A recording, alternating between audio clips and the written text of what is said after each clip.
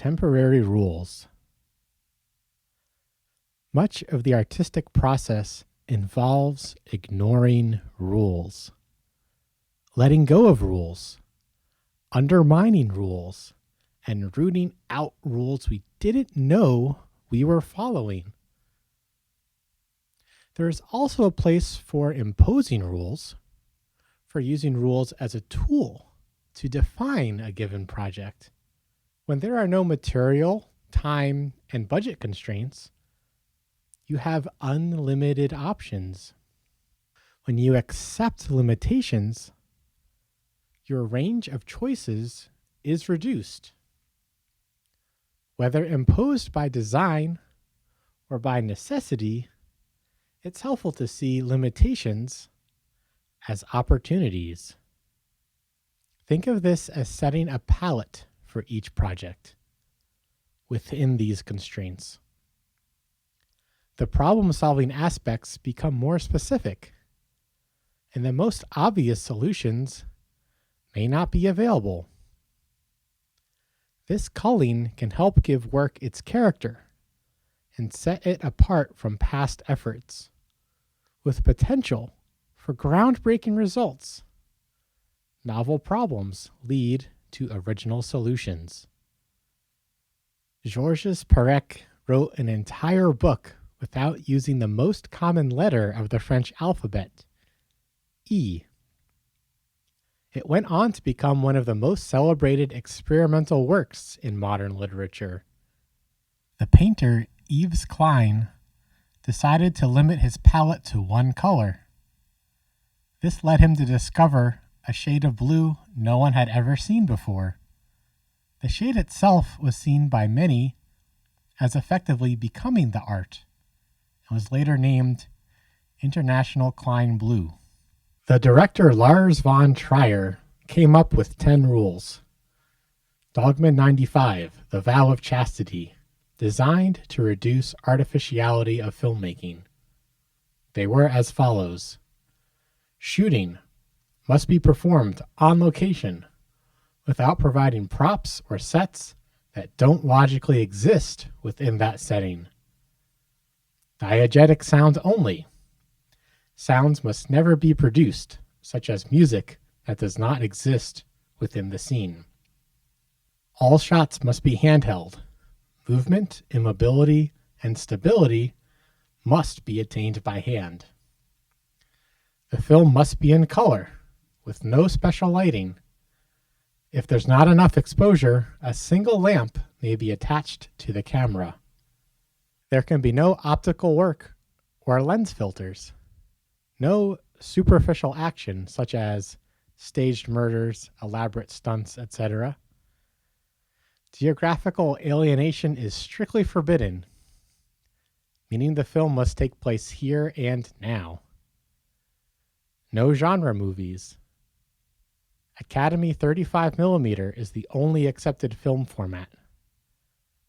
Directors must not be credited. 3 years after the manifest's announcement, the first official Dogma 95 film was released by Thomas Vinterberg.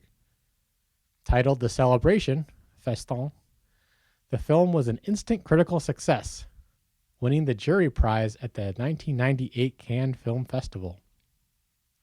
Inspired by von Trier, the keyboardist Money Mark made a similar set of rules applicable to music to record one of his most highly regarded albums. The rules of baseball or basketball define the game and are rarely altered. Innovation exists only within those rules. As artists, we get to create a new set of rules each time we play. After careful consideration, we may choose to break them in the midst of a project if a discovery impels us. While it's easy to make these changes, there's little use to rules if they are not taken seriously. There are no bad rules or good rules. Only rules that fit the situation and serve the art, or those that don't. If the goal is to create the most beautiful work possible, then whatever directives are truly in service to that end are the right ones to use. The imposition of rules is most valuable for an artist who has already made some work. If you're established in a craft or field, temporary rules may be useful to break a pattern. They can challenge you to become better, to innovate, and to bring out a new side of yourself or your work. Some virtuoso artists choose to switch to less familiar instruments or mediums because the challenge reveals them as the artists they truly are, without the distraction of their technical skill. Set parameters that force you out of your comfort zone. If you always write on a laptop, try using a yellow legal pad. If you're right-handed, paint using your left hand. If you base your melodies on instrumentals, write one a cappella. If you film using professional equipment, consider making an entire movie with only the camera in your phone. If you always prepare for acting roles through research, try a blind improvisation. Whatever you choose, decide on a framework that breaks your normal rhythm and see where it leads. Just by the nature of the limitations you set, the work will be different from what you've done before. It is of little importance whether it's better. The purpose is self-discovery. If you typically write short paragraphs, you may decide to experiment with long paragraphs. You may not like the new form as much, but you'll probably learn something in the process, and that will improve the short paragraphs. By breaking the rules, you'll come to have a greater understanding of your past choices. An issue for some successful artists when considering changes in style or method is concern for their following. They ask, will the audience come along for the ride? In exploring new horizons, you may very well lose some fans. New fans may also appear. Whatever the case, the decision to limit your work to the familiar is disservice to both yourself and your audience.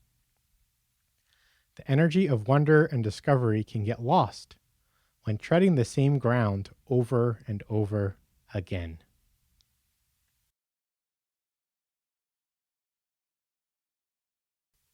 This method of temporary rules guides you to discovering new things.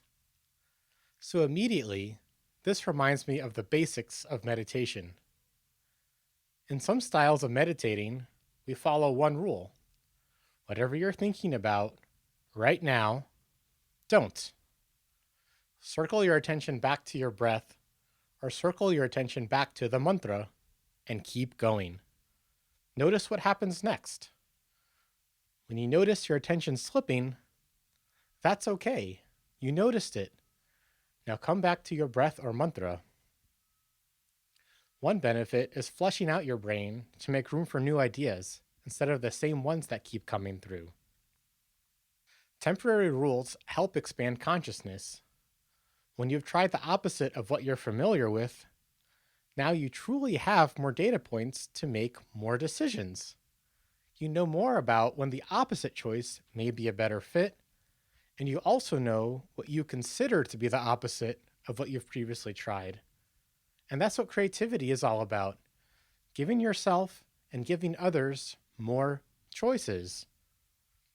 More colors, more palettes, more notes, more things to choose from. On the other side, repeating similar actions will likely yield similar results. So if we want to discover something new, we must try something new. This isn't for beginners. This is for advanced pros in their field. When you're starting out, when you're beginning, you aren't aware of any patterns because you don't have any patterns to draw conclusions from. At the beginning stage, it's more important to unearth whatever you find. Express it, build it, bring it to the surface, and then you have something to work with, to go deeper into, or turn away from and try something else.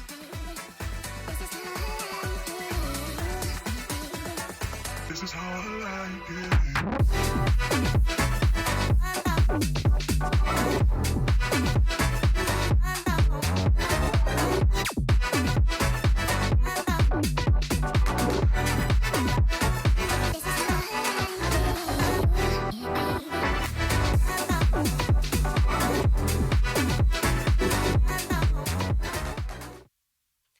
How have I brought in temporary rules into my own projects? Let's start off with the apps that I make. My main app, Underway, we made a rule for Underway to use Vignelli's advice for visual design. We thought this would make our app look like a natural fit for the subway because Vignelli designed the original subway design handbook. His original font was Accidens Grotesque, which we don't have access to, so we use Helvetica to get that old-timey font feel. And we definitely don't use Helvetica Neue. It's way too new. So of course, when I start a new app, I want to avoid Helvetica.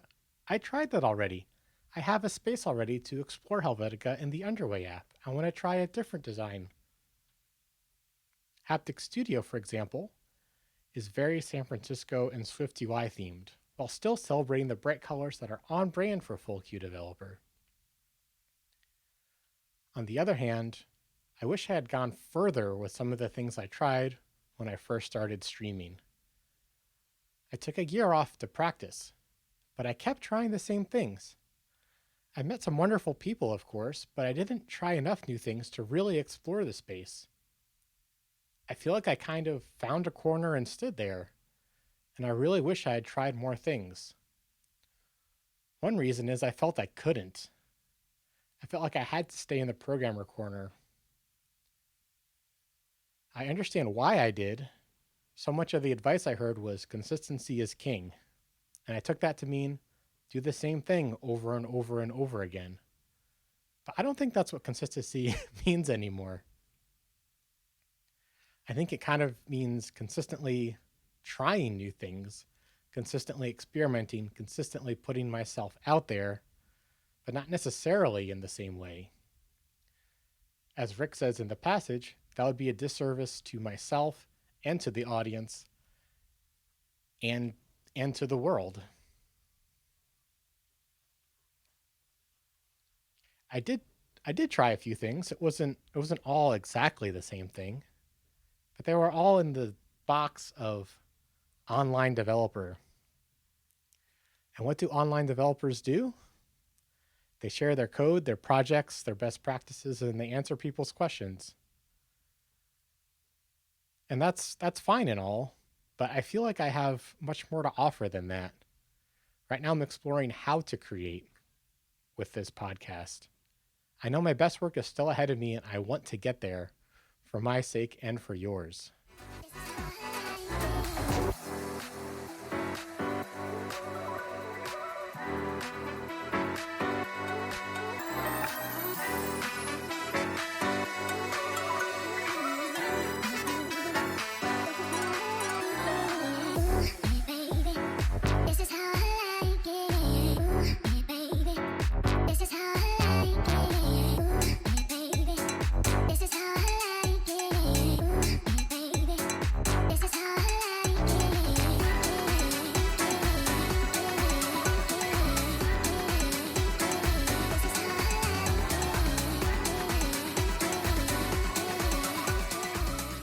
Temporary rules are also a way to dislodge yourself when you get stuck.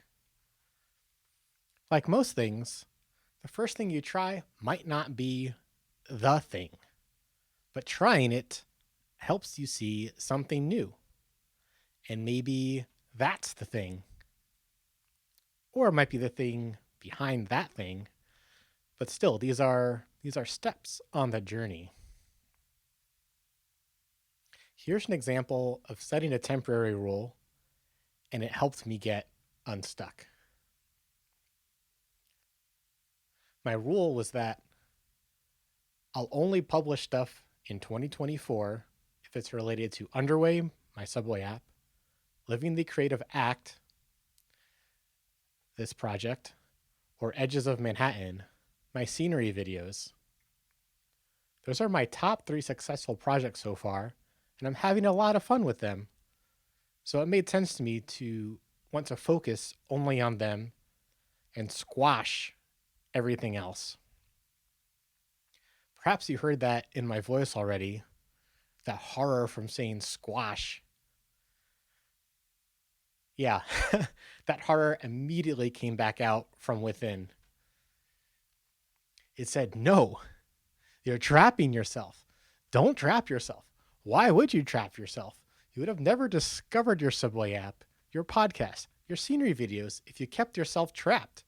By letting yourself be free, that's how you got to these places. You're going to just turn that off? That's so ungrateful. That's so wrong. And the whole point of doing all this is to be free, to have more options. Why would I limit my options? I guess you can see that part's still a little fired up about all this. So I heard what that was saying. I said, that's a good point. You're right. The whole point of doing what I am doing is for freeing myself from my patterns. Why would I want to lock myself to my patterns? So instead of limiting my freedom, I'm limiting my commitments. As long as I have a 9 to 5, I'm going to limit my underway time to 2 sessions a week, one on Sundays on stream, and another one before work throughout the week. I'm going to limit how much prep I do for this podcast because I can really go down a rabbit hole here. And I want to give myself more free time. And taking the scenery videos kind of already happens for free. It's when I get antsy and when I go out for a walk and enjoy the ripples of the water. It's very soothing. So that one kind of happens for free. So yeah, I'm cutting my days into sessions outside of my 9 to 5 in the morning and slowly working out. I worked out some sessions this week and it happened. It wasn't all Guns N' Roses though. Not every morning felt productive, but I did get some stuff done at least. And my body is getting used to the new rhythm of the day. Changing a sleep schedule doesn't happen overnight, and I've traditionally been the nightest of the night owls.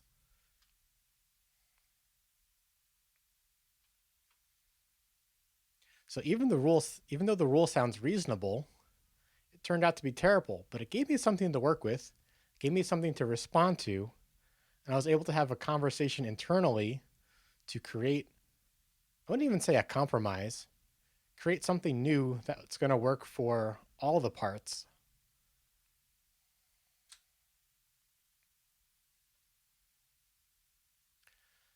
But I think it's still an overall helpful rule for me where I am right now.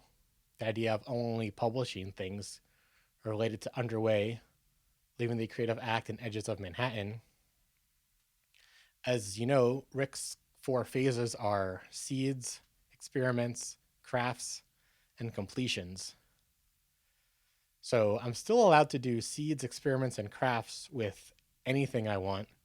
It's just publishing, the completing part, that I think I'm going to limit, at least for the most part. And I'm happy to say that allowing myself to work on seeds and experiments and crafts outside of those 2 things has proved productive.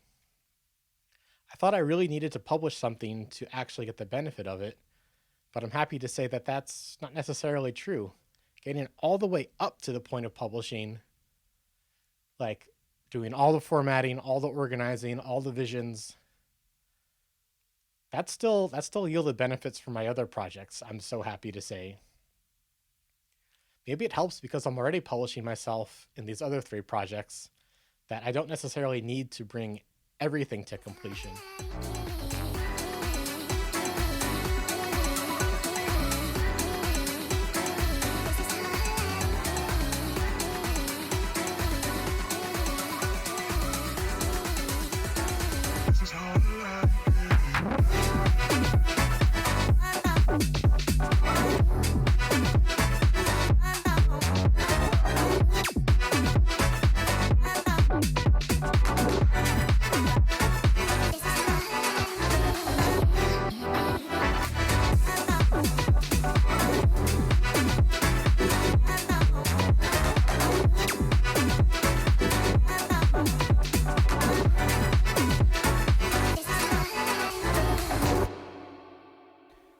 Here's some suggested temporary rules.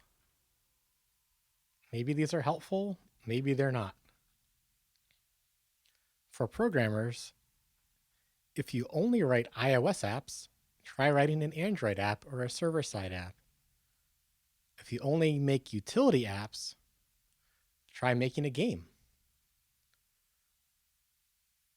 For folks who watch a lot of Twitch and YouTube, if you notice yourself usually watching white men, try finding folks from other demographics to watch. See what happens. See what you find. See what's out there.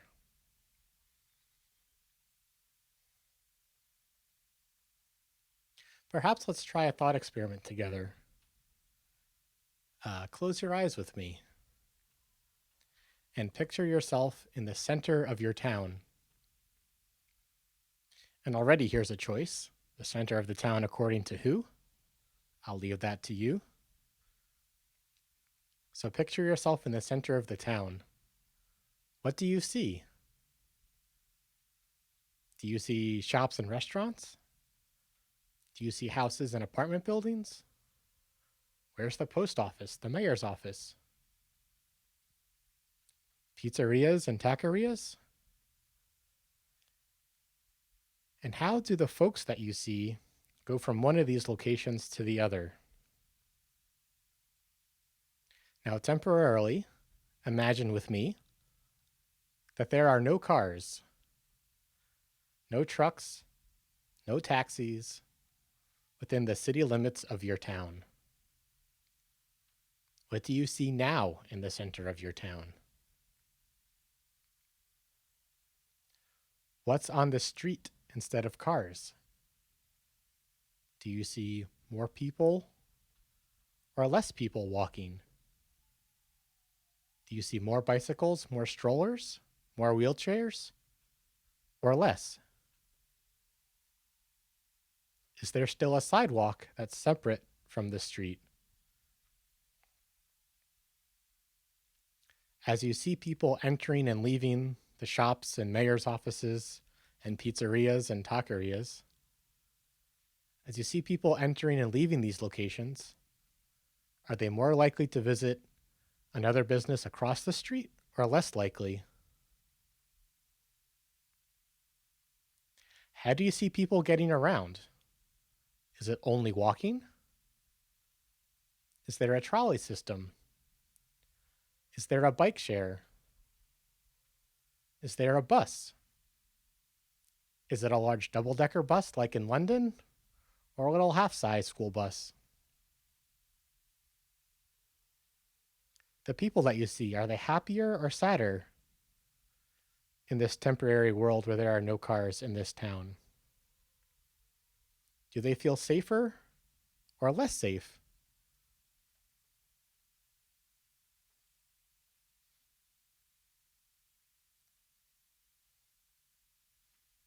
Well, thanks for coming along with me with this little thought experiment as perhaps an example for how you can set a temporary rule for yourself to discover something new.